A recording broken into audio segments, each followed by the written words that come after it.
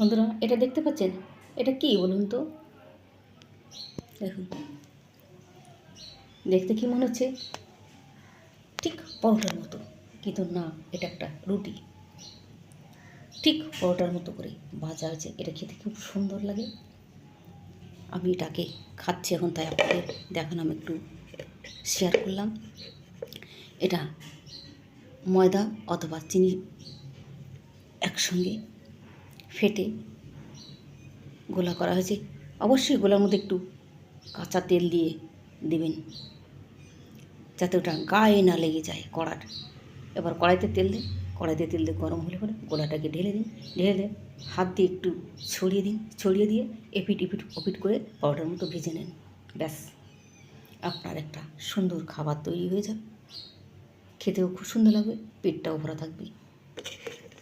ব্যাস, সংক্ষিপ্ত পদ্ধতি।